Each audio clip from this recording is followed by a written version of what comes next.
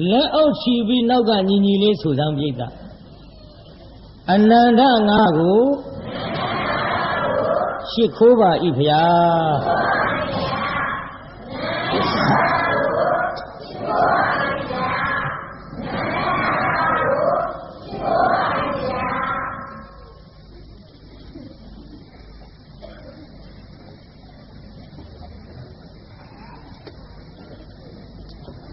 အနန္တ၅ပါးကိုရှိခိုးပြီးတဲ့နောက်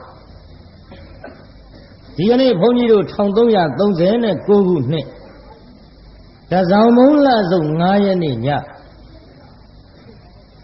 တောင်ငူမြို့ရွှေစံတော်ဂောဘကများပင့်လျောက်ခြင်းအရာရွှေစံတော်ဇေဒီတော်ကြီးအတွက်ဟောကြားပြီးတော့လာခဲ့တာဒီကနေ့3ညမြောက်တရားဝဲနောက်ပိုင်းဇတ်လမ်းရက်နဲ့လနဲ့ဌာနနဲ့မြို့နဲ့ဒါလေးတွေဘုန်းကြီးတို့ထည့်ပေးပါတယ်ဇတ်ထုတ်အစ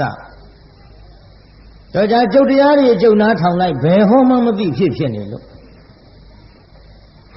ဒါကြောင့်ထည့်ပေးရဒီကနေ့နောက်ပိုင်းဘုန်းကြီးဟောမဲ့ဇတ်လမ်းကကိုယ်သားကိုယ်တကာမဓာတ်ဆိုတဲ့တရားကိုဟောမလို့ကိုယ်သားကိုယ်တကာမဓာတ်ဘာတဲ့တုံးပြိဿကြီးကိုယ်သားကိုယ်တတ်တဲ့နေရာမှာကာမဓာတ်မပြင်းထန်ရင်တတ်လို့မရပါဘူးရပါမလားဒါကြောင့်ဘုန်းကြီးကနာမည်လေးပေးထားလိုက်တဲ့ကိုယ်သားကိုယ်တကာမဓာတ်ကျမ်းဂန်ထဲမှာတော့ကျွတ်တို့နိပတ်တော်ထဲမှာအတာတမန္တဇတ်ဖြစ်ပါကျွတ်တို့သောလောကထွထသဖြင့်မြတ်စွာဘုရားသခင်ကိုရောမြတ်ကြီးသက်တော်ထင်ရှားရှိတော်မူစဉ်အခါတုန်းကသာသနာတော်မပျော်မွေ့တဲ့ယဟန်တစ်ပါးရှိမပျော်မွေ့ဆိုသူလူထွက်ခြင်းတယ်ရှိတာတရိထားလို့သာသနာပေါ်မှာနေတဲ့ယဟန်တန်ဃာတော်များလူထွက်ခြင်းနဲ့ဆိုရင်ဖြင့်တပါးသောအကြောင်းမရှိများသောအကြောင်းမရှိအကြောင်းကတစ်ခုသာရှိ၏ဒါကဘုန်းကြီးတွေလူထွက်ခြင်းနဲ့အကြောင်းကများလားတစ်ခုတည်းလားအဲ့ဒီတစ်ခုကဘာတော့မဟုတ်ဘူးဘုန်းကြီးကလည်းတဲ့ဟောတတ်တဲ့ဘုန်းကြီးမပြောတာအဲ့ဒီပဲလှည့်လိုက်ကြစို့ဘုန်းကြီးတွေလူထွက်ခြင်းနဲ့ဆိုကြတဲ့ကတစ်ခုတည်းပဲဘာလို့ဆိုတော့အဲ့ဒီတစ်ခုကမပြောတာဟဲ့ဘာလို့မပြောတော့ဆိုတော့မပြောလို့ပေါ့ကွာတစ်ခုတည်းရှိအဲ့ဒါကိုဘုရားကိုယ်တော်မြတ်သိတော်မူသဖြင့်ချစ်တာသတိထားလို့ဒီလိုသာသနာတော်ကြီးမပြောမွေခြင်းသည်ကာမတတ္တိကာမနှိုးဆော်ချက်သာဖြစ်တဲ့ချစ်တာဒါကြောင့်သင်ဒီအာယုန်တစ်ပါးစိတ်မများလေနဲ့ငါဖယားဤသာသနာမှာနေပြီးတော့ဒုက္ခခတ်သိမ်းကင်းငြိမ်းရာဖြစ်တဲ့နိဗ္ဗာန်ကိုသိရှိမှန်းပြီးတော့ယဟန်ပြုလာတယ်မဟုတ်လားချစ်သားဒီလိုနိဗ္ဗာန်ကြီးမှယဟန်ပြုလာတဲ့ချစ်သားဖြစ်ပါလျက်ကနေကာမကိစ္စကာမတတ္တိကာမရဲ့နှိုးဆော်မှုကြောင့်လူထွက်လိုက်မယ်ဆိုရင်ဒုက္ခခတ်သိမ်းကင်းငြိမ်းရာကိုလိုချင်ပါတယ်ဆိုတဲ့သင်ချစ်သားတွေရောက်နိုင်ပြီမဟုတ်ချစ်သားဒီကိစ္စနဲ့ပတ်သက်ပြီးတော့ကာမကိစ္စနဲ့ပတ်သက်ပြီးတော့များစွာသောအပြစ်တွေကိုငါဖျားပြယူအတိတ်ဇတ်ကြောင်းကိုဆောင်းတော်မူမဲ့ချစ်သားဆိုပြီးဖျားကိုယ်တော်မြတ်ကအတာတမန္တဇတ်ကိုဟောတော်မူပါတယ်ဟောလုံလေပြီးတော့ခါကျွတ်တို့ဘာယာနတိတိုင်းပြည်ဗေမရမင်းကြီးမင်းပြုစဉ်အခါအဲ့ဒီဘာယာနတိတီရင်းမှာဂရေကျွယ်ဝတဲ့ကျွတ်တို့ပုံနာတစ်ယောက်ရှိအဲ့ဒီပုံနာစီတရားနာပိသအိယာတီထောင်လူဣပေါင်မှာဘေးရင်အတ္တများကိုတတ်တော်လဲပဲလူလောကီလူစည်းဝါးနေတော့ဖြင့်နေရတင့်တော်လေအောင်မလားလို့သူ့စိတ်ထဲအတော်စဉ်းစား ဒီလိုစဉ်းစားလိုက်တဲ့အချိန်ခါမှာငါသည်ဒီပညာများကိုသင်ကြား၍ဒီပညာကိုငါတယောက်တည်းတတ်ရုံနဲ့မကတပည့်ပေါင်းများစွာမွေးပြီးတော့ငါသည်တက္ကသိုလ်မှာဆရာကြီးလုပ်ရင်ကောင်းလိမ့်စွာအဲ့ဒီလိုတက္ကသိုလ်မှာဆရာကြီးလုပ်တက္ကသိုလ်မှာဆရာကြီးလုပ်ပြီးတဲ့အချိန်ခါမှာဂန္ဓာရတိုင်းပေါ်တရားနာပိဋကတက္ကသိုလ်ပြီးမှဒိဋ္ဌပါမောက္ခဆရာကြီးသူ့အမေအိုကြီးတယောက်ရှိအဲ့ဒီအမေအိုကြီးကိုသူကိုယ်တိုင်ပဲခြေလက်ဆုပ်ကိုင်းပြီးတော့လှုပ်ကြွေးမှုပြုခဲ့ဒီအမေအိုကြီးကိုပြုစုလာတဲ့အချိန်ခါမှာများစွာသောလူတို့သည်တရားနာပိဋကကဲ့ရဲ့လာကြအပြစ်တင်လာကြဒီကနည်းနည်းတော့စဉ်းစားတော့ဟိုအမေကိုပြုစုတာကိုအပြစ်တင်တဲ့လူလည်းရှိအမေကိုလှုပ်ကြွေးတာကိုအပြစ်တင်တဲ့လူလည်းရှိတတ်ဒီတပါမောက္ခဆရာကြီးဒီအမေကိုပြုစုတဲ့ခြေလက်ဆုံးနှဲပြီးတော့လှုပ်ကြွေးခဲ့အဲ့ဒီလိုလှုပ်ကြွေးတာကိုအပြစ်တင်ခံရပါသဖြင့်တော်ပြီလူလောကကြီးတော့ဖြင့်အသက်ရှင်လျက်နဲ့နေရတော့လေတပါးသောပုဂ္ဂိုလ်ရဲ့အပြစ်ကိုရှု၍ဘလူမျက်နှာကိုမထောက်ဒီလောက်ထိအောင်အပြစ်တင်တဲ့လူတွေကြားထဲတော့ငါမနေတော့ဘူးအမေအိုကြီးထမ်းခေါ်သွားပြီးတော့တောကြီးထဲမှာရေပေါ်တဲ့အရာရေမရှာရတဲ့အရာမှာအမေကိုထားပြီးတော့တဲငယ်လေးပြုတ်ပြီးတော့နေကြအဲ့ဒီထဲမှာတရားနာပိဋကဘာယာနတိတိုင်းပြည်ကျွတ်တို့ပုံနာမျိုးပေါ့အဲ့ဒီပုံနာလင်မယားသည်သားလေးတစ်ယောက်ဖွားမြောက်လိုက်တဲ့အချိန်ခါမှာမိကိုများစွာလှုပ်ကြွေး၍ထိုသားကလေးအရွယ်ရလာသောအခါရှိသားဘယ်နဲ့တော့ငါသားအရွယ်ရောက်လာပြီအေးရတီထောင်လူဤဘောင်မှာနေမလားသို့ရီမဟုတ်မိကိုလှုပ်ကြွေးရသေးရဟန်းပြုလေမလားချစ်တာအဲ့ဒါလို့မေးလိုက်တော့သားဖြစ်သူကမိခင်ဖခင်တို့ကျွန်တော်ဒီမိကိုလှုပ်ကြွေးရဟန်းအဖြစ်ကိုတော့မပြုလိုပါယမပြေယောက်ျောင်းတရားတွေကိုလည်းမကျင့်နိုင်ပါအိမ်ရတီထောင်လူဤပေါင်းမှာနေအောင်မယ်ဒါဖြင့်ခြေသာအိမ်ရတီထောင်လူဤပေါင်းမှာနေတယ်ဆိုရင်ဖြင့်အတမွေးဝမ်းကြောင့်ပညာဆိုတာလူတိုင်းရှိရတယ်အတမွေးဝမ်းကြောင့်ပညာမရှိလို့ရှိရင်ဖြင့်သူများခိုင်းစေတရားသူများခိုင်းတဲ့အလုပ်ကိုလုပ်ပြီးတော့သူများကြွေးသမျှကိုစားသူများပေးသမျှကိုဝှေ့၍အင်မတန်ဆင်းရဲညူညင်တဲ့ဘဝနဲ့အသက်မွေးရလိမ့်မယ်ချစ်တာ။ကိုင်းဒါဖြင့်တက္ကသိုလ်သွားပြီးတော့ပညာသင်ကြည့်တော့တက္ကသိုလ်မှာငါဤသတ်တင်မှုကအတ္တာတမန္တမန္တန်ကိုချစ်သားတက္ကသိုလ်ဆရာကြီးထာမရအောင်သင်ခဲ့နော်အတ္တာတမန္တန်နော်ပရိသတ်ကြီးပါတယ်တော့အတ္တာတမန္တန်နဲ့ပြုအဲ့ဒါတက္ကသိုလ်တိုင်းပြည်ရောက်တော့တက္ကသိုလ်ဆရာကြီးကမရှိဘူးဒီကတက္ကသိုလ်ဆရာကြီးရှိရလားရှိပါဗျာတက္ကသိုလ်ဆရာကြီးကဘယ်ထွက်သွားပါလဲဟောရင်မေ့တာပါကိစ္စမရှိပါဘူးနာရင်မေ့တာအမေအိုကြီးထမ်းပြီးဘယ်ထွက်သွားပါလဲမြို့ပေါ်ကတဲမသွားခြင်းတဲ့လူတွေဆိုတော့တော်တယ်ကိုမထွက်ချင်ဒီကအမေအိုကြီးထမ်းပြီးဘယ်ထွက်သွားလဲတော်တယ်ထွက်သွားအဲ့ဒါလို့တော်တယ်ထွက်သွားတယ်မရှိဘူးလို့ပြောတော့ခုနကယောက်ျားသည်အတ္တတမန္တန်ကိုသင်ကျင်လို့တက္ကသိုလ်ဆရာကြီးနောက်လိုက်သွားတော်တယ်ရောက်ဆရာကြီးခင်ဗျာဆရာကြီးခင်ဗျာဟေးအမောင်လူလင်ဘာတော့ကွကျွန်တော်ဒီတက္ကသိုလ်တိုင်းပြည်တို့ဆရာကြီးထံရောက်အလားဆရာကြီးမရှိဘူးဆိုလို့အခုရှိရအရက်ကိုလိုက်ခဲ့ရပါတယ်ခင်ဗျာဆရာကြီးထံပညာသင်ရင်လို့မိဘများကလွတ်လိုက်လို့ပါခင်ဗျာ နေပါဦးပဲမင်းမိဘများကဘာပညာအသင်ခိုင်းလဲအတ္တတမန္တန်ကိုအသင်ခိုင်းပါတယ်ခင်ဗျာစဉ်းစားပြီတက္ကသိုလ်ဆရာကြီးကလက်ဆက်တတ်တော့အတ္တတမန္တန်ဆိုတာပြီးချမရှိပါလားဒီအတ္တတမန္တရားပညာကိုသိချမရှိတော့လေသူ့မိဘများသည်အိယာတီထောင်လူဤပေါင်၌နေခဲ့ပါလျင်မိမများကိုအတ္တတလို့သူ့သားသိအောင်လွတ်လိုက်ခြင်းပဲဒီတော့မှန်တော့အတ္တတမန္တန်ကိုကျုပ်ပြောနေတယ်အတ္တတဆိုတာမိမအတ္တတဆိုတာမိမညိုညင်ပင်ပန်းဆင်းရဲအောင်ပြုတ်တတ်တာလို့ဆိုသည်ခက်တော့ခက်သားပဲတရားပွဲတဲ့မိမတွေကများနေတော့မိမတွေအကြောင်းပြောရတယ်ကျုပ်မျက်စောင်းထိုးမှဆိုရ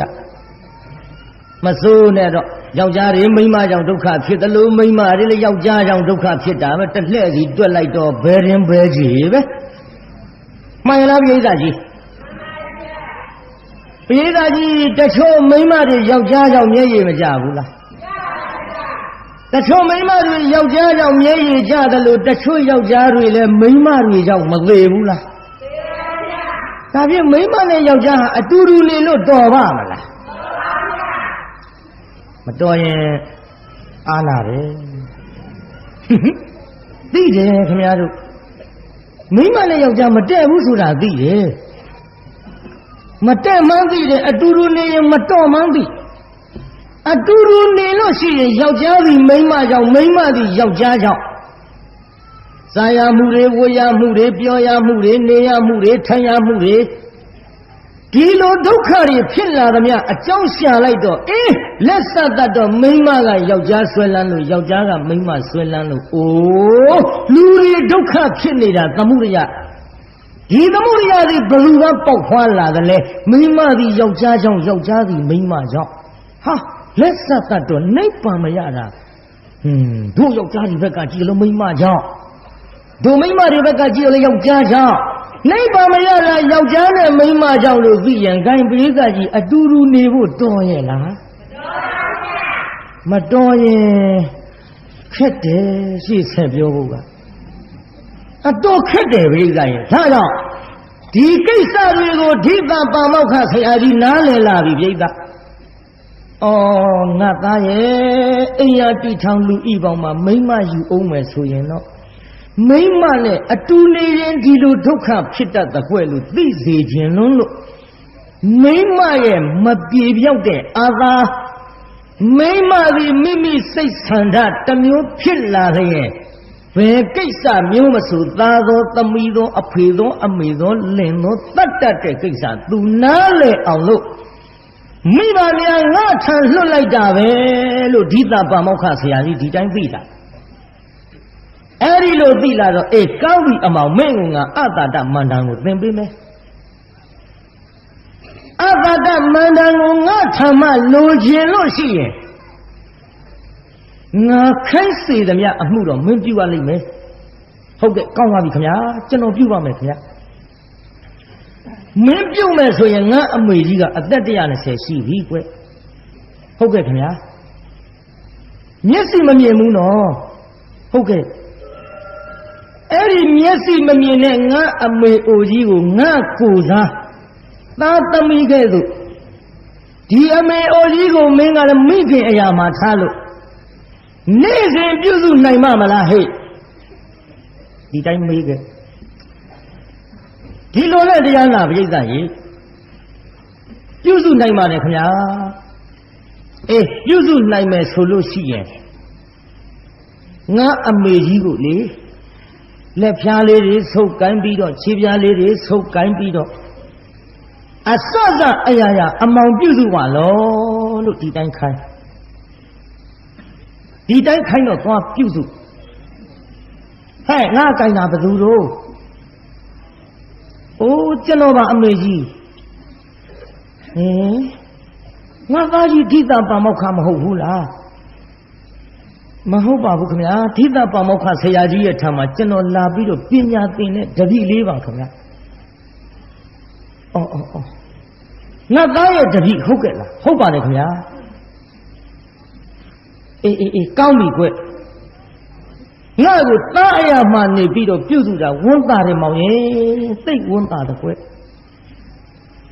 ဟုတ်ကဲ့ခင်ဗျာကျွန်တော်ပြုစုပါရစေ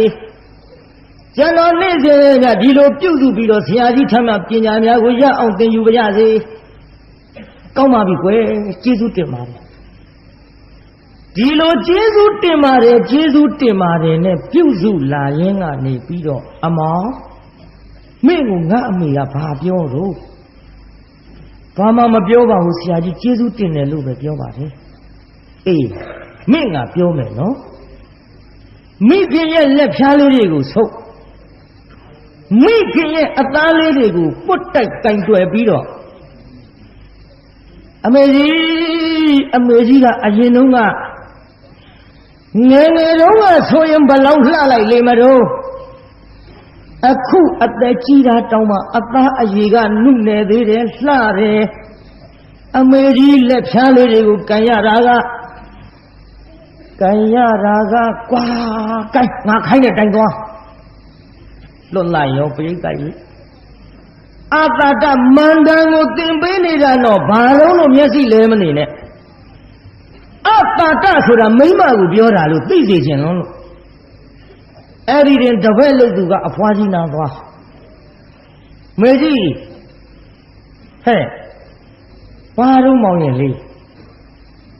အမေကြီးကလေအခုအသက်ကြီးပြီမယ်လို့လက်ဖြားလေးတွေကန်ရတာကလည်းနုနုညံ့ညံ့ပဲငယ်ရွယ်အပြိုးစင်တော့ငါဆိုရင်အမေကြီးဘလောက်လှလိုက်လေမတော့အမေကြီးခုအသက်ကြီးတာတောင်ဒီလောက်လှနေရင်ဖြင့်ဟိုစင်တော့ကလှတာလေးတွေကိုကျွန်တော်မြင်လိုက်ချင်ပါပြီပြောရောဟင်အောင်မဲမင်းငါလှတယ်လို့ပြောနေ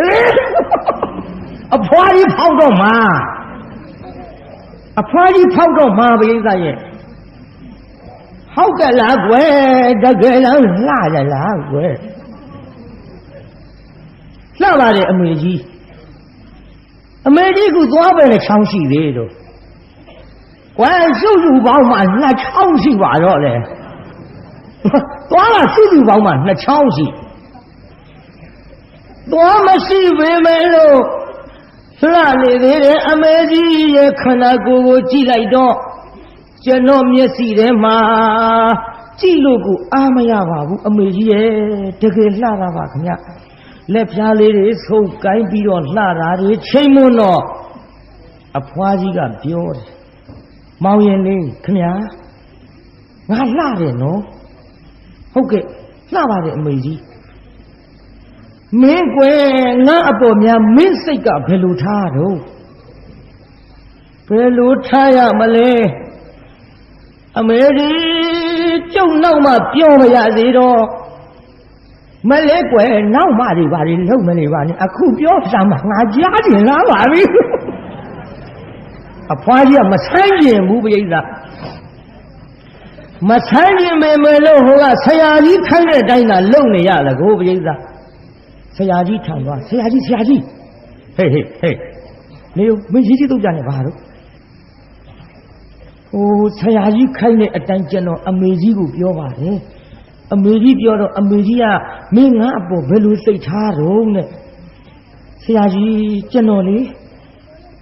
အမေကြီးနားနေရတာတဖြည်းဖြည်းကြောက်လာပြီမကြောက်ပါနဲ့ကွာ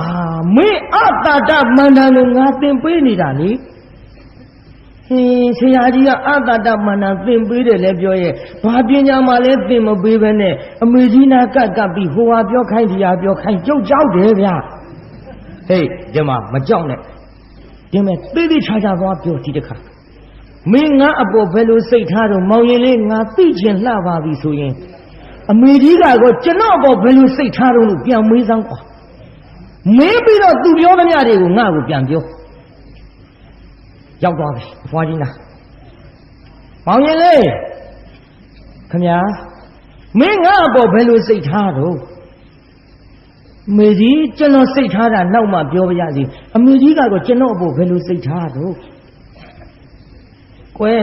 မင်းအပေါ်ငါထားတဲ့စိတ်ပြောရမယ်ဆိုရင်တော့မင်းကငါ့ကိုလှတယ်ပြောကြတဲ့ကငါလက်ဖြားလေးတွေကိုင်းပြီးတော့မင်းကငါ့ကိုလှတယ်ပြောကြတဲ့ကအဖွားကြီးကမင်းနဲ့ငါနဲ့အတူတကွမောင်ရင်လေးစိတ်မဆိုးနဲ့နော်ဟုတ်ကဲ့စိတ်မဆိုးပါဘူးခင်ဗျမင်းနဲ့ငါနဲ့အတူတကွမင်းနဲ့ငါနဲ့အတူတကွပြောရောပြုအဲ့ဒါလို့ပြောလိုက်တော့အမေကြီးရဲ့တဲ့ဆရာကြီးကိုကျွန်တော်ကြောက်တယ်ဆရာကြီးကိုကျွန်တော်ကြောက်တယ်အော်ငါသားတိတံပါမောက္ခဆရာကြီးကိုမင်းကြောက်တယ်ဟုတ်ကဲ့ကြောက်ပါတယ်ခင်ဗျာသူမရှိရင်ငေါဟဲ့သူမရှိရင်ငေါဟဲ့ဒီကနားထောင်တော့အသက်ကကြီးလာပြီ120နော်မျက်စိကမမြင်ဘူးနော်သူမရှိရင်တော့အမေကြီးရဲ့တဲ့ကျွန်တော်အမေကြီးအပေါ်မှာအမေကြီးဆန္ဒအတိုင်းပါပဲခင်ဗျာကဲဒါဖြင့်ငါသူ့ကိုသတ်မယ်ကွငါသားကိုမင်းကငါနဲ့အတူတကွနေမယ်ဆိုရင်မောင်ရဲ့ကလည်းငါသားကိုငါသတ်မယ်ကွသတ်တော့မဟာပိဿရေတပ်ပေဒီကွယ်တဲ့ငါမျက်စိကမမြင်ဘူးတဲ့မမြင်ပေမဲ့လို့ကျွန်တော်တတ်နိုင်တဲ့နီးဖန်တီးပြီးတော့စဉ်းစားပါအောင်မယ်ခင်ဗျာအေးစဉ်းစားစမ်းလို့ပြောလိုက်တော့ဘာမှမဟုတ်ဘူးစဉ်းစားဖို့ကလည်းဆရာကြီးထံသွားပြီးတော့အကြံယူရဆရာကြီးဟေးဘယ်နဲ့လဲကွမင်းငါမေရဘာပြောမောင်ရင်လေးသာတဲ့ငါနဲ့အတူတကွဆန္ဒလိုက်လျောမယ်ဆိုရင်တဲ့ငါသားရှိနေရင်မင်းကငါသားကိုကြောက်တယ်ဆိုတော့ငါသားကိုငါသတ်မယ်တဲ့ဘယ်လိုသတ်ရပါမလို့ဆိုတော့ကျွန်တော်အကြံယူပါအောင်မယ်လို့ပြောခဲ့တယ်ခင်ဗျအေးဒီလိုလို့လာမင်းလိုက်ခဲ့မြတ်လိုက်ဟိုမှာလက်ပံမင်းကြီးခုတ်ကွာလက်ပံမင်းကြီးငါခန္ဓာကိုယ်လုံးလောက်ရှိတဲ့လက်ပံမင်းကြီးခုတ်လူရုပ်ပုံပန်းတန်တန်ထုဟိတ်တကယ်တူအောင်တော့မဟုတ်ဘူးပေါ့ပြိဿအဲ့ဒီလက်ပံတုံးကြီးကိုလူလုံးလောက်ခန္ဓာကိုယ်ရုပ်ကြီးလို့ထုပြီးတော့ဒီနေရာမှာထားအဝတ်ချုပ်ဟိတ်ငါအိတ်နေတဲ့ပုံစံပေါ့ကွာငါအိတ်နေတဲ့ပုံစံအဝတ်ချုပ်လိုက်ခြုံပြီးတော့လေအမေကမျက်စိမမြင်ဘူးကွာငါအိတ်တဲ့နေရာကနေပြီးတော့ကြိုးတန်းကွာကြိုးတန်းပြီးတော့ဟောဒီပေါက်စိန်ကိုပေးလိုက်သိပြီလေဟိုကလည်းငါအမေအသက်ကြီးပြီတဲ့ငါအမေအသက်ကြီးပြီအသက်120ရှိပြီသေတာကလည်းသေတော့မှာအမေသက်တမ်းကလည်းကုန်ပြီအမေသက်တမ်းကုန်လို့အမေသေတဲ့အချိန်ခါမှာအမေသေတာတော့ထားတော့ဒီကလေးအတာတမန္တန်ဆိုတာ तू နားမလဲရှာဘူး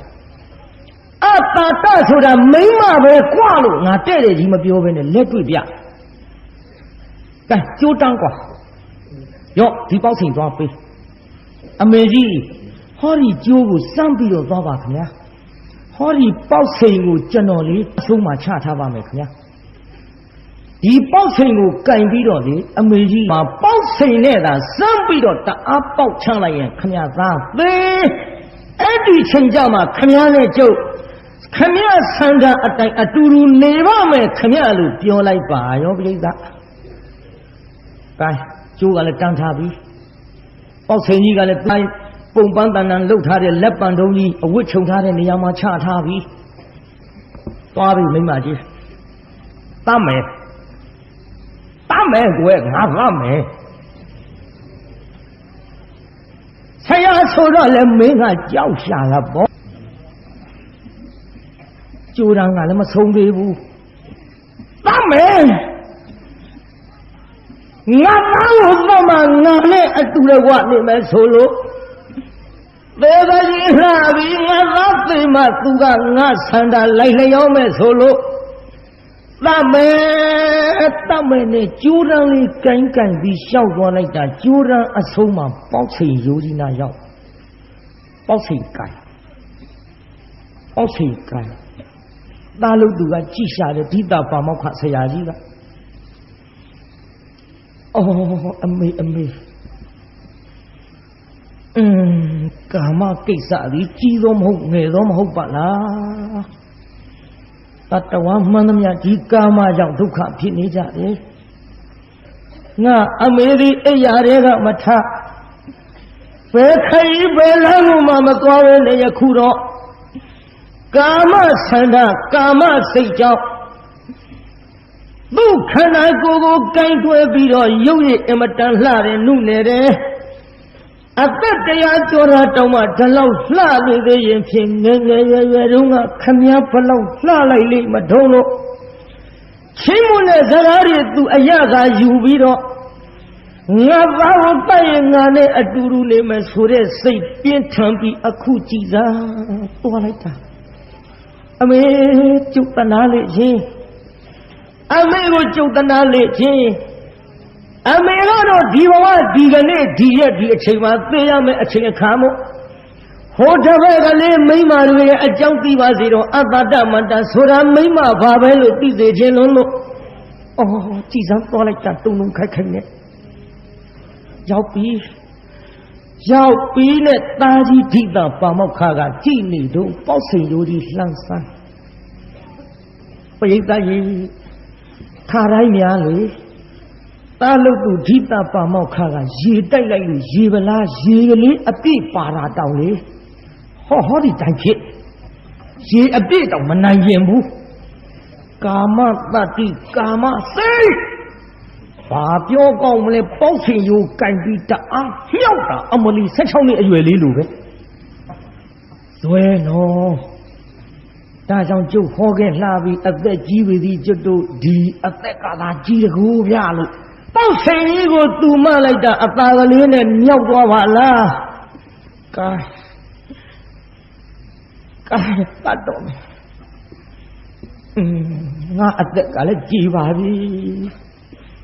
ဝင်တွေကလည်းလှိုက်နဲ့ဒီကနေ့ငါစိတ်ဆန္ဒပြင်းပြလို့သာငါသားကြီးကိုငါတတ်ရမှာဒီကနေ့ငါအသက်လည်းတာရှည်နေပြီးတော့ရှင်ရတော့မှမထင်ဘူးမရှင်ရင်နေပါစေဟောတဲ့လေးကငါသားကြီးပြေးရင်ငါနဲ့အတူနေမှာတဲ့သေပဲစီငါအသက်သေးခြင်းသေပဲစီသူနဲ့ခဏတာလေးအဟွာပြုတ်ပြီးရင်တော့ရှိတယ်ခင်ဗျားတို့ကဲပြောကြပါစို့ကြာကိုင်းမနေပါနဲ့တော့မမတ်တာထားတော့ကိုင်းမနေနဲ့တော့ပေါက်ချိန်ကြီးကိုင်းပြီးတော့လေသူ့သားဒီဟုသောအထင်အမှတ်နဲ့ခေါင်းနေရတအားဆွဲပေါက်လိုက်ဘုတ်တခါပဲဟင်နောက်တစ်ချက်ပေါက်ဘုတ်ဟာဘာကြီးပါလဲအော်တမကြားဟစ်တမကြားနဲ့စမ်းကြည့်ဟင်မလေးမာပြီ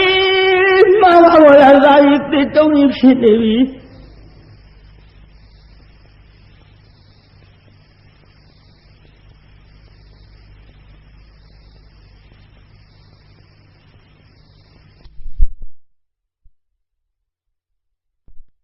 မာပြီမှားလိုက်တဲ့အမှားအသက်120ကျမှဒီစိတ်တွေများလို့ကိုသားကိုတတ်ဖို့ရကြံတဲ့အမေဒီဘဝဒီအဖြစ်ဆိုးနဲ့လူပြေပန်းနေလို့တော်တော့မယ်မထင်ပါဘူးသားအိုးဘွားကြီးခေါ်ရင်နဲ့ဇက်ကလေးလဲကြပြီးခောက်ကနဲ့အနိစ္စရောက်ရှာပါပဲဗျာသေဗလားပိဋကကြီးဘသူတို့အဖွားကြီးထဲသေသွားပြီဖွားကြီးအဖွားကြီးလည်းသေရောဓိတာပါမောက္ခဆရာကြီးကမောင်ရေ လာခဲ့အတာတမန္တန်ကိုသင်ကြီးနဲ့အမောင်ယောက်ျားလာခဲ့လောတွေ့ပလားဟိတွေ့ပါပြီခင်ဗျာမင်းအမေကအတာတမန္တန်ကိုသင်ကြီးလို့ဆိုတာကမောင်ရဲ့အတာတမန္တန်ဆိုတာမိမပဲကွယ်လို့တဲ့ပြောရင်မင်းကိုတွေ့မကြုံလို့ယုံမှာမဟုတ်သည့်အတွက်မင်းကိုငါထံလွတ်လိုက်တာမိမဒီများစွာဒုက္ခပိတ္တ၍ဆင်းရဲပင်ပန်းခြင်းအမှုကိုဒီလိုပြုတတ်တယ်လူပေါင်းလူဘဝမနေနဲ့လို့ပြောပေမဲ့မင်းယုံမှာမဟုတ်လို့ငါရှိလွတ်လိုက်တယ်တွေ့ပါလားကွငါအမေကြီးအသက်120ကျမှမင်းကိုချစ်လို့မင်းကိုခင်းလို့မင်းပြောတာလေးတွေကိုသာယာမိလို့သာဒီဟူသောဓိတပါမောက္ခငါဆရာကြီးရဲ့အပေါ်မှာကာမဓာတ်ကြောင့်သူတတ်ခဲ့တယ်တတ်ပေမဲ့မင်းနဲ့ငါနဲ့ပရိယဉာဏ်ဆင်ပြီးတစ်တုံးလေးထားလို့သူမှန်မှန်ပြီးတော့မောင်ရဲ့အခုတော့သူသေးသွားပဲကွယ်လို့အတာတမန္တန်ဆိုတာတခြားမဟုတ်အတာတမန္တန်ဆိုတာမိမပဲကွယ်လို့တဲ့ကြီးလဲပြောလိုက်ပါရောဟုတ်ကဲ့ကျွန်တော်နားလဲပါပြီခင်ဗျာအတာတမန္တန်ဆိုတာကျွန်တော်သိပါပြီခင်ဗျာဆရာကြီးကျွန်တော်အိမ်ပြန်မရစေတော့လို့ဆရာကိုကတော့ယူအိမ်ကိုပြန်အိမ်ရောက်တဲ့အခါကျတော့အော်မိခင်ဖခင်တို့ကျွန်တော်ဒီလူပေါင်းလူဘဝအိမ်အောင်ပြုတ်ပြီးတော့မနေလို့တော့ပါရေသေးရဟန်းပြုတ်ရစေတော့လို့မိဘများကိုခွင်တောင်း၍ရေသေးရဟန်းပြုတ်ပြီးတော့ခါအဲ့ဒီဘဝကစုတည်၍ဗြဟ္မပြေသို့လာရပါကြတဲ့ပိဋကဘယ်လာသွားတော့ပိဋကကြီးဗြဟ္မပြေလာတယ်နော်ဗြဟ္မပြေလာတယ်နော်ဒါကြောင့်ကျုပ်ဒီကနေ့ပေးထားတဲ့ဇတ်ထုတ်နာမည်လေးကဗါတဲ့ပိဋကတိုင်မမအောင်စောပါသေးတယ်ခုမှ12နာရီလောက်ရှိပါသေးတယ်ဖြည်းဖြည်းပေါ့အိမ်ကြသူများကမေးလိုက်မယ်ဘာဇတ်ထုတ်ဟောတော့လို့ပိဋကကြီးဘာဇတ်ထုတ်တဲ့တော့ကိုသားကိုသကာမဓာတ်ဘာလဲတော့ပိဋကကြီး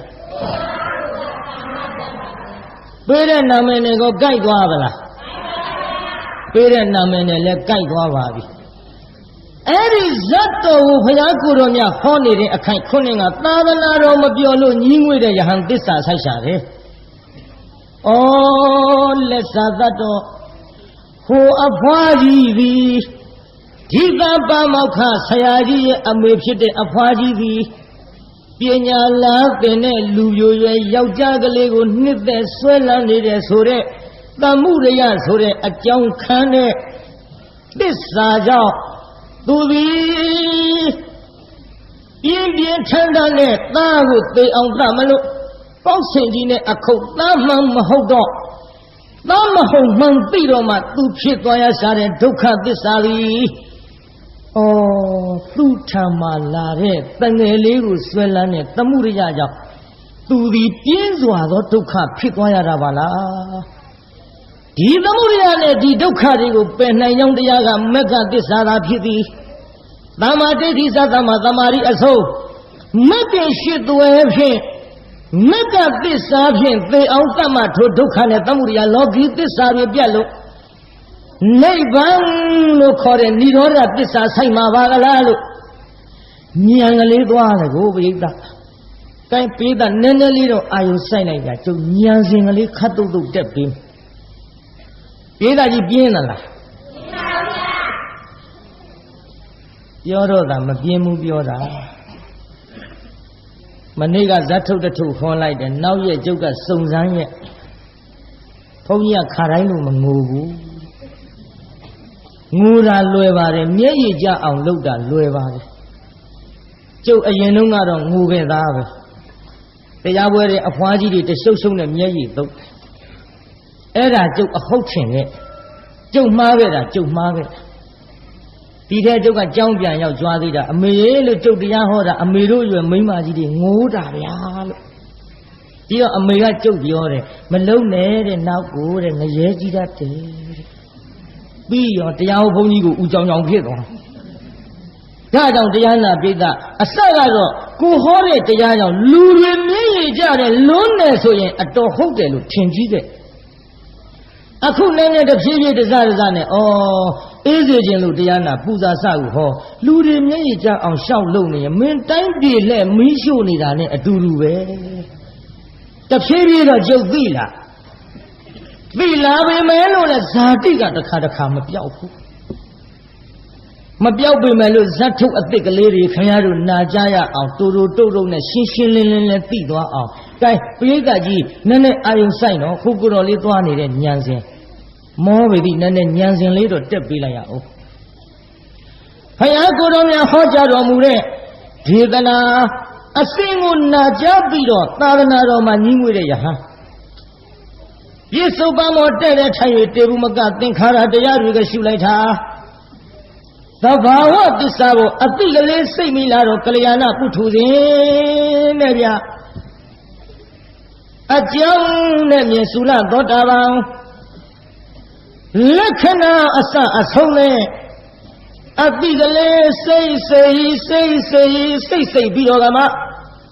ကြာစေယုံနာကလေးပေါ်ပါလက္ခဏာသဘောလေးတွေမြင်လာပြောင်းသမ္မတနာခေါ်တဲ့ညာ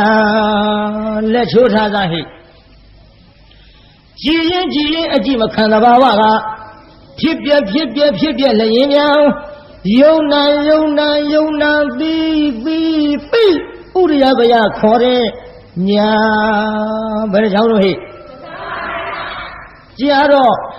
ယုံနာကဖြစ်ပြမြောင်အသိဉာဏ်ကမအောင်မလိုက်နိုင်အဘိညာဉ်မရှိလို့မအောင်မလိုက်နိုင်တော့ဖြစ်တာတွေပျောက်ပြီးတော့ပြက်တာတစ်ခုတည်းသဘာဝပေါ်ရောက်လာတော့ဘင်္ဂညာဘယ်နှချက်တုံးဟိလောကကြီးတစ်ခုလုံးပင်လယ်ထဲရေစွန်းနဲ့ခတ်တော့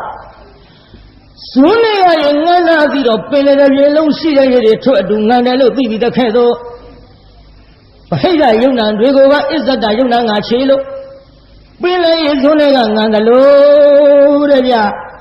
အစ္ဆဒဟာယုံနာအပြက်ကိုမြင်လိုက်တော့ဗဟိတယုံနာအပြက်တွေကိုပါမြင်တော့လေဒီမှာပရိသတ်အာကိုခြင်းလျာလည်းမရှိဒီယုံနာပြုပြရပါပဲဒီယုံနာရဲ့ဘာတွေကျွတ်တို့လဲကြီးဆရာကြီးကငါတလုံးနဲ့သုံးနဲ့ကျဲသုံးဝဲမြုံလိုက်ဘုံတိုက်တုံဟိုက်ကဲဆူညာမြူလောကမှာမချမ်းပူလျံကတောင်းကြီးအမြဲငဲ့တစေမဆဲငဲချွေတော့အပယ်မိကအပြည့်ကုန်စင်ဘုံတခွင်တွင်လောင်မြายပြောင်းနဲ့တိုက်ပါပြီအမိုက်ကဝတ်ွယ်ကာမဝတ်ကိလေသာဝတ်ဝိပါကဝတ်တောင့်တရဲ့လှုပ်ရဲ့တွေ့အောင်မတဲ့မျိုးအမိုက်ကဝတ်ွယ်အဖြစ်မစဲငါးတော်လာအာယုပြုလိုက်တော့ဟောခုတရားနာရင်မျက်စိနာလျာကိုအဖြစ်မစဲအတိအာယုကလေးတွေနဲ့လဲပြီးတော့ကမှဘယ်လိုငဲကျွဲတကယ်မလို့သူကသာမောက်တော့တယ်နောက်ကဖမ်းမလာလဲအခါခုတွင်တစ်ခုကဝင်ကြလေခုလိုပဲတဲ့တရားတော်ကောင်းနေနဲ့မအိုခြင်းမနဲ့အိုမနာခြင်းမနဲ့နာမသေးခြင်းမနဲ့နာမသေးခြင်းမနဲ့သေးပြီးတော့ပူဆွေးဒုက္ခတွေနဲ့အခါခုတွင်တစ်ခုကဝင်ကြဟာလေသင်္ခတရိယုံနာရဲ့လို့ဆံများနဲ့ခြေပြားပြုပြရပါပဲဒီယုံနာရဲ့အာထုတ်ရပါပဲဒီယုံနာရဲ့ဒီယုံနာကိုဟောင်းညမတင်စီနိုင်လို့ဒီမိတွေပဲမမဟာငြိမ့်ရမယ်လို့လက်ဒီစတော်ကြီးကဒါကြောင့်အဲ့ဒီမိတွေမြင်လာတော့ကြောက်ဖရာကြီးလို့ထင်တော့ဘုရားညာဘယ်နှချောင်းလုံးရကိုရမဲ့ကူးသွားပြီနော်ပဟာနာဘက်ကိုကျွတ်တူတိရဏကလွန်ခဲ့ပါပြီဗျာဘယ်လိုကြည့်ဒီအကြည့်မခံရုံနာအပြစ်တွေမြင်မြန်တော့အာဓိနဝခေါ်တဲ့ညာဘယ်နှချောင်းလုံးမြဒီစင်မောနေရင်ဖြင့်ဒီဒုက္ခတွေဖြစ်တော့မှာပဲလို့သိရင်တိုက်ကြည့်ရနေတဲ့လူကြီးငရင်ကလှုပ်တော့တိုက်ကြည့်ပြိုပြီးတော့မယ်လို့သိရင်မနေခြင်းလို့ဒ ဒီယုံနာမောညီငွေတဲ့နေဗိန္ဒခေါ်တဲ့ညာဘယ်နှချက်သုံးရလွတ်ချင်းတော့ဘယ်ကပါလိမ့်ခန္ဓာဝန်ကြီးကလွတ်ချင်းတော့မုံစိတုကမြတာခေါ်တဲ့ညာဘယ်နှချောင်းလုံးဟိအပြင်းပြင်းကြည်ပฏิသင်္ခါညာလို့ဖြင့်တက်လာပြီးခါပฏิသင်္ခါညာထဲလိုက်တော့ဘယ်နှချောင်းလုံးသဘောမပေါက်မှဆိုရဉာဏ်ရှင်ကနည်းနည်းလေးတိုးနေတော့ဥပမာပြောနားလဲပါတယ်ပြိဿလူတယောက်ငားနှိုက်တယ်လက်မောင်းရင်ထိအောင်ကျုံနှိုက်ကျွင်းနဲ့တွင်းနဲ့မေးစီတွေနဲ့ရွှွန်တွေနဲ့ကရင်ပန်းနဲ့ဘွက်တွေနဲ့ကလက်မောင်းရင်ထိအောင်ကျုံနှိုက်တွေးပြီပြိဿကြီးလယ်စီကိုဆုံးပြီပြိဿဘာဆုံးပြီပြီးအောင်ပြော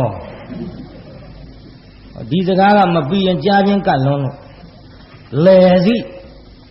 ငါဘွဲကဥဇတိလရွာတရွာရောက်သွားကလေးတွေပါဠိမခေါ်တတ်တော့လူကိုဥလစိတကြီးလုံးအုံကိုယ်ကာယကိုဖြစ်လို့နောက်ငေါ့ထားရဟဲ့တော့ခေါ်တယ်ခေါ်နေ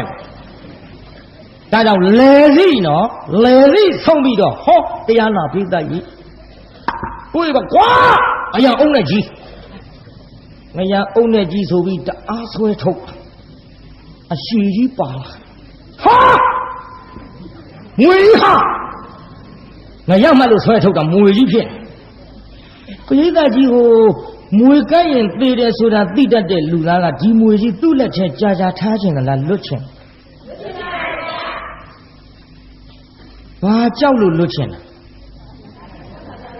သေမှလို့ပြောလိုက်ပါဟဲ့ဟိုဘာကြောက်လို့လွတ်ခြင်းလဲဒီသေမှကြောက်လို့လွတ်ခြင်းဒါနဲ့တို့ရလာတဲ့ခန္ဓာကိုယ်ဒီဘဝကြီးကကောမသေးပဲနေရပါအဲ့ဒါကိုပြောနေတယ်မွေကြီးကဲ့ရင်သေတယ်ဆိုတာသိတတ်တဲ့လူသားကသေပြီးမှကြောက်လို့မသေးအောင်ဒီမွေကြီးလက်ထဲကလွတ်ခြင်းတယ်လို့ဒီလိုဟဲ့အသေးမလွတ်တဲ့ဟောဒီခန္ဓာဝန်ကြီးမှဘဝတိုင်းလူဖြစ်တော်လဲသေနတ်ဖြစ်တော်လဲသေပြမဖြစ်တော်လဲသေဒီသေခြင်းမလွတ်တဲ့ဒီခန္ဓာကိုယ်ကြီးကိုလွတ်ခြင်းနဲ့မုံစိတုကမြတာမွေကြီးလွတ်ခြင်းတယ်လို့ဥပမာလေးနဲ့ဟတ်တာကြည့်တော့နောက်မွေကြီးခေါင်းပေါ်ရလွင်ပြပြီးသုံးနဲ့ပြေးရင်နဲ့ဒီကောင်းကြီးငါနောက်ကလိုက်လာလေသလားလို့ပြန်ပြီးတော့ကြည့်တဲ့သဘောကပฏิသင်္ခါညာလက်ထချိုးလို့10ချောင်းဖြစ်နေအောင်မယ်နော်မုံစိတုနဲ့ပฏิသင်္ခါကိုဥပမာပြောနေတာသဘောမပေါက်မှဆိုလို့8ချောင်းပဲရှိသေးတယ်ဘယ်နှချောင်းလုံးဟဲ့သဲကလည်းပူနေကလည်းပူခြေထောက်ကလည်းပူခိုးစရာကလည်းမရှိဟမလေးပြေးလည်းပူရလည်းပူပြေးသွားလည်းပူတော့အရေးကြီးများတွေ့ရင်ကောင်းမှာပဲလို့အရေးကိုလှမ်းလို့အပူစခန်းကလေးကအသိဉာဏ်ကမနေသလိုကြာတော့လေပြည့်နေတဲ့ယုံနာသင်္ခါရတွေလှုပ်ပြီးတော့ပြစ်လိုက်တဲ့အချိန်ခါမှာသင်္ခါရုပ္ပခါခေါ်တဲ့ညာနဲ့ပြဘယ်နှချောင်းရှိဘောဓိပက္ခယ139ပါးနဲ့အစဉ်လျောတဲ့အနုလောမခေါ်တဲ့ညာဘယ်နှချက်တုံးဟိအဲ့ဒီညာစဉ်ဆဲချက်ကတက်ပြီးတော့ကမှအခြေခံမိပါရိကံနီးပြီးလျောပြီးဥပဒနုလို့ဟောဒီကအရေးဒီဘက်ကအပူနာရည်ရှိသလိုညာစဉ်ကတက်၍ခွတ်တဲ့ဘူညာဖြင့်အရေးထဲကပြစ်လဲပြီးတော့ဝင်လိုက်ရသလို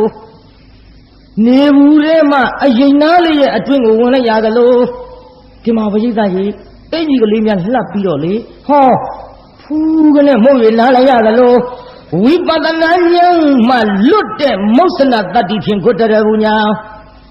လူယူခြင်းနဲ့နိဗ္ဗာန်ကိုပဲရင်သစ္စိကရဏတတ္တိဖြင့်မညာမတ္တိတတ္တိဖြင့်ဖုန်ညာကြလို့တမတ်မတဖိုးကိုကူး၍ခုနကဘုရားဟောတဲ့ဇတ်တော်လဲဆုံးပါလေရောသာသနာတော်မပျော်မွေ့တဲ့ယဟန်သည်ဒိဋ္ဌိနဲ့ဝိစီကိစ္စကွာ၍သောတာပန်ဖြစ်ရရှာလေသည်ဘာဖြစ်တုံးပြိဿနားထောင်ဟိจิตသားတဲ့အဲ့ဒီနောက်ဘဝတုန်းကအတ္တမန္တန်ကိုသိခြင်းပါလေဆိုတဲ့ပုံနာလူလင်ဒီယခုငါဤညီတော်အာနန္ဒာဖြစ်လာတဲ့จิตသားပုံနာလူလင်ကဘယ်သူတဲ့တုံးမြို့အဲ့ဒီလူလင်ရဲ့အဖေဖြစ်တဲ့ပုံနာကယခုရှင်မဟာကတ္တဗဖြစ်လာတဲ့จิตသား အဖေလို့သူကဘယ်သူဖြစ်ခဲ့အဲ့ဒီနောက်ဘဝလုံးကလူလင်းရဲ့အမေကဗဒ္ဒကပ္ပိလာနီဖြစ်လာတဲ့ခြေသားတဲ့အမေကဘယ်သူဖြစ်လာအဲ့ဒီတော့ကဓိတာပမောက္ခဆရာကြီးကခြေသားအခုငါဖယားဖြစ်လာတယ်လို့ဇတ်တော်ကိုပေါင်းတော်မူသည်ပေါင်းသလားပြိဿဟောတာဟောနေရကျုပ်ပြိဿလည်းတဏှာတော့တဏှာရဲ့ခါတိုင်းလို့ဟောရတာမဟုတ်လို့အားတော့နာရဲ့ဒါလိတဖြည်းဖြည်းရင့်ကြပါစို့ဗျာရင့်လဲရင့်လာဖြင့်မွေးကစားတုန်းကပစိုးအင်ကြီးမပါရပါတဖြည်းဖြည်းရင့်ကြီးပြီးလာတော့တဖြည်းဖြည်းတစတော့ပျော်တာတွေလျှော့ကြတော့လျှော့ဟောတာပဲကောင်းပါလေလျှော့ပေမဲ့လည်းပရိသတ်တော့မလျော့စီနဲ့ကြလားနောက်နှစ်ညကြံသေးတယ်ပရိသတ်ကြီးပြင်းသလားပြင်းပါဗျာမပြင်းနဲ့ဒီစားထုတ်ကတူတူလေးရဲ့ကြုတ်ချက်ဟောလို့အရှင်ဘုရားစကလုံးတွေထွားပြီးတော့ဒီလိုစကားတွေများပြီးဒီလိုလျှောက်ဟောနေသလားဘုရားလို့အပြစ်လည်းမတင်နဲ့နားလေအောင်ချက်ရတယ်မှန်ရလားပြိဿစကလုံးထွားတာကြာနေကမဟုတ်ဘူးခမည်းတော်ကြားဘူးတဲ့လှတော်သားစကလုံးထွားတာဘယ်သူတုံးညကြားဘူးလားလှတော်သားပြောတဲ့စကားတွေကြားဘူးလားဟောဗျာပါတယ်သူတို့ကလည်းသူတို့လည်းကြံဒီကံတရားနာဘူးတော့ပါကုန်ပြီကြားဘူးပါတယ်ဘုရားဆိုမေးမလို့တရားသူတို့ကလည်းသိတယ်လှတော်သားကဇက်ပြက်အောင်ပြောတာရေးကကြီးဘာပြက်အောင်ပြောတာသူတို့ကြောက်လန်းဟိုးဘက်နှခမ်းဇက်ပွဲကတယ်သူတို့ကဒီဘက်က2ယောက်ထဲနှမ်းရိုးပုံမီးရှို့လှုပ်ရင်ပြာသူလဇက်ပွဲပြက်အောင်ပြောတာ2ယောက်နားထောင်လိုက်3ယောက်နားထောင်လိုက်နောက်10ယောက်9ယောက်20 30 50ဘာဖြစ်တာတော့ဟာသူဇက်ကလူတွေသူတို့ရှိအကုန်ရောက်လာလူတွေဘေးကထိုင်ပြီး2ယောက်ထဲစကားပြောတာဘိုက်နှိပ်ရည်ရင်းနဲ့နားထောင်တာဟိုဇက်ပွဲပြက်တဲ့ဒီလိုဇက်ပြက်အောင်ပြောတဲ့လူတွေမွေးကြတဲ့ကတမင်သက်သက်သင်းလာရတာမဟုတ်ဘူးသူ့ဘာသူတက်လာတာဥလာသိဆေးတာမတော့ရဲဘူးသူတို့ရွာဘယ်တော့ရဲမလို့ပြိဿသူတို့ရွာကတကြီးဆေးတံတောက်လာတော့ဥလာသိရှိကိုလှတော်သားတယောက်ကပြောအလိုလေးတို့ရွာကတကြီးဆေးတံတောက်လာလိုက်တာကွယ်တဲ့ငါးချဝင်မှုတ်ကလေးခွေးချီလာတဲ့တိုင်ပဲအဲ့ဒီလိုတရလွန်ပြောတာစကားပြောရင်အဲ့ဒီနောက်ဥလာသိအဲ့ဒီရွာဆေးတံမတောက်ရဲဘူးဒီထဲကျုပ်လှတော်ရောက်တော့လှတော်ကကျုပ်တို့ဝက်လက်မြို့ကိုသူတို့ရွာကချိုးရကျုပ်ကလည်းမေးကြည့်ပါဝက်လက်လံကောင်းရလားဗျို့လို့လှတော်သားတယောက်ကိုမေးကောင်းမကောင်းတော့မသိဘူးတဲ့ကိုတော်တို့ဂျစ်ကားနဲ့သာသွားလို့ကတော့အဲ့ဒီဝက်လက်လံကကြောက်ခဲစားသွားတော့အစာကြီးတယ်ဟောပါလမ်းကြမ်းနဲ့ပြောလိုက်ပြီးတဲ့ကိစ္စကြောက်ခဲဘသူကစားရမလို့ကြမ်းဖန်မှန်ပြောတယ်တတိယတော့ဝက်လက်ကားမစည်းဘူးဖရတယ်ဘာပြုလို့တော့လို့ဆိုတော့အိုးနောက်ကဂလုံနဲ့လမ်းတောင်းလှဲ့ကြည့်ရေစီလှဲဖရဝက်လက်ကနှင်းတယ်ပြောလိုက်ပြီးတာခုတော့ရေစီလှဲကလမ်းတောင်းတယ်တဲ့ဥပမာမပါပဲစကားမပြောဘူးဒီဟဲ့တရားနာပိတာသူတို့ယွာနာမကျွတ်တို့ပေါက်တော်ဆိုတာရှိတယ်ဘုန်းကြီးတွေစာပြန်ပွဲကဘုန်းကြီးတွေကြက်သားတံပေါင်းနဲ့ကတ်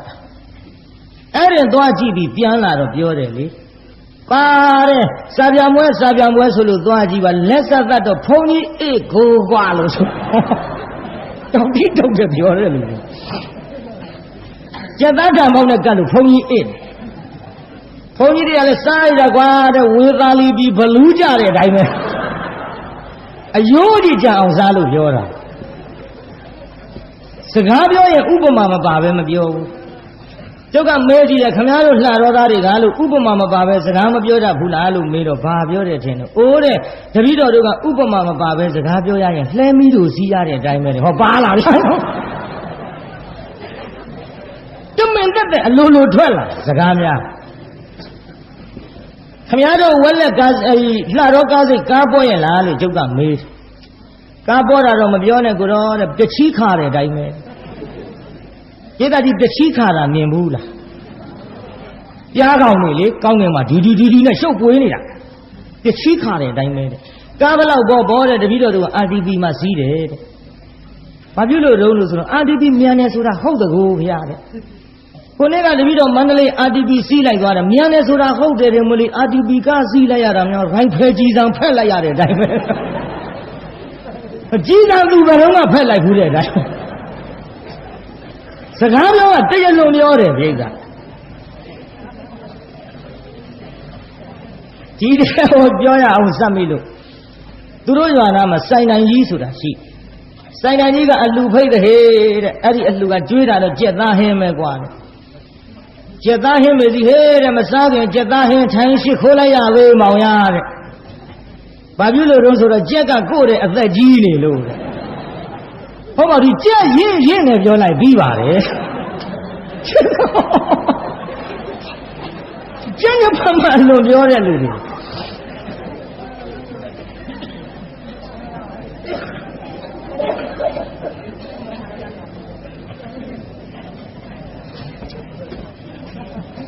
ဒီတဲ့ဘေးရွာကသူတို့တငယ်ချင်းတယောက်တွေ့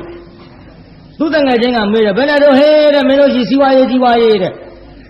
မမေးပါနဲ့ကွာတဲ့စီဝါရေးကလည်းဝလုံးကောင်းနဲ့ဆင်တိုးတဲ့အတိုင်းပဲဟာစီဝါရေးကြက်တယ်လို့ပြောတာဘေးသားကြီးမေးအောင်ဒီဝလုံးကောင်းနဲ့ဆင်တိုးလို့ရမှာကျန်ကျမှန်ပြောတဲ့လူတွေဒါဖြင့်မင်းတို့ရှိအလုတ်ကင်လေးရောဟာတဲ့အလုတ်ကင်ကလည်းမမေးနဲ့ဟေးတဲ့ရှိတဲ့အလုတ်ဖိလုတ်လဲတနေ့တခြားစားအိုးကကြီးတာပဲ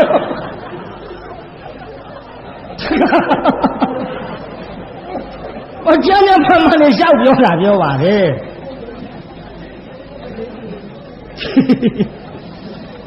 ဒီတဲ့ဟိုကပြောတယ်မင်းတို့ကြီးသမားဝါယမဆိုင်အထယ်လေးပါလေးပေးရလားဟာတဲ့အထယ်ပေးမပေးတော့မမေးနဲ့ဟေးတဲ့ကိုမိမကိုလေးထန်းဆောင်ရတဗျာတဲ့ကြီးထုံးမှကြောက်လို့အထက်မပေးဘူးပြောလိုက်ပြီးတာပဲ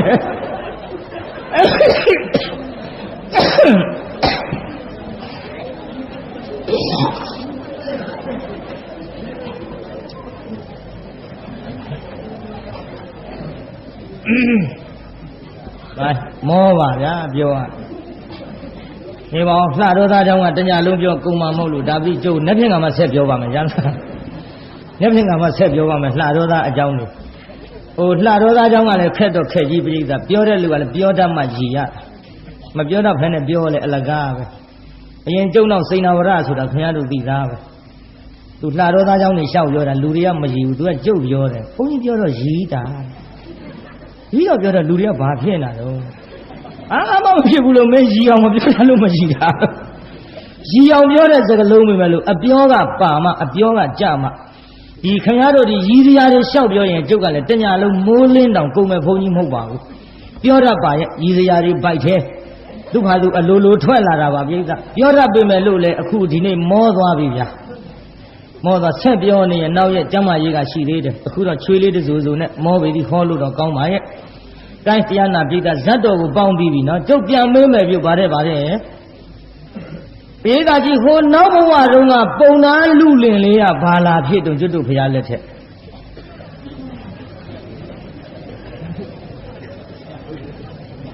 ကိုင်းအိမ်ကြမှာသာဝလုံးကောင်းနဲ့ဆင်နဲ့တက်ပေးလိုက်ကြပါဘာနဲ့တရားတော့မမှန်ပြီပဲနဲ့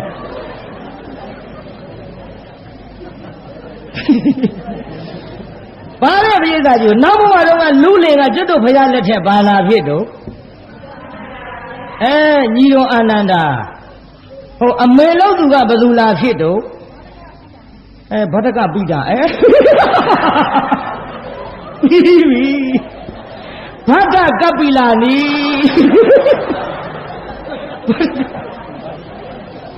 မဟုတ်ဖြည်းဖြည်းပါဠိဆိုတာလွယ်ရတယ်မှားတာမရောရဘူးရှက်လည်းမရှက်ပါနဲ့ဘာဖြစ်လို့ကျုပ်ပြင်ပေးမှာပေါ့မှားပါစေဖြည်းရင်ကိုကျုပ်ကဂျင်းတတ်တဲ့ဘုန်းကြီး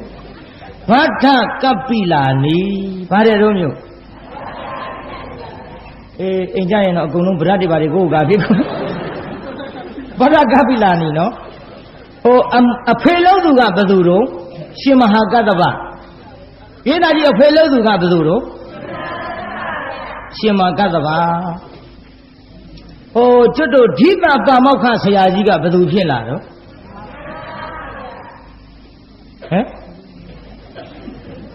ဒီကပါမောက္ခဆရာကြီးကကျွတ်တို့ဖရာလက်ထက်ဘာလာဖြစ်တော့မြတ်စွာဘုရားဘာလာဖြစ်တော့ပြိဿကဲဒါဖြင့်ဇတ်တော်ပေါင်းပြီးသွားဗလားပြိဿဇတ်တော်ပေါင်းပြီးရင်ဖြင့်ကိုသားကိုတကာမဓာတ်လို့ပေးထားတဲ့အနီနဲ့လဲဟာဇတ်ထုတ်ကလည်းဆုံးသွားပါသဖြင့်ဒီကနေ့တော့မေတ္တာပို့ကြပါစို့12နာရီခွဲတော့မှ10မိနစ်လိုပါတယ်ဗျာကဲဆိုကြတကဘာလုံးမှာမြတ်တတာချမ်းသာကိုစိတ်မြဲပါစေအလုံးယနေ့ညကြွရောက်လာကြတဲ့တရားနာပရိသတ်ကြီးချမ်းသာကြပါစေအလုံးကိုယနေ့ညကြွရောက်လာကြတဲ့တရားနာပရိသတ်ကြီးကျမ်းမာကြပါစေကဲအိမ်ပြန်ပို့ကြပါစို့အတ္တကေဟေပြောသမျှဟောသမျှတွေကသဘောမကျပဲအပြစ်တွေ့ကြလည်းခြေရင်နေဖုံမုန်းစိတ်တွေပြစ်ပြသည်ဒီတော်မိမိတို့အင်္ဂယာဌာနသို့နိဝတ္တတုသီခမေတ္တာပြန်ကြပြီတော့နိဝတ္တတုမေတ္တာရဲ့ပခါဖြောင်းလိုက်မယ်ပြစ်ပရာတွေဝေးရကမြန်းစီရောခြေတရာဆွေကလျှောင်းဒီကိုစိတ်နှဖျားချမ်းသာစွာဖြင့်မှန်စွာမနေပြန်ပါလေတော့ပြန်ကြစေကုန်သတည်း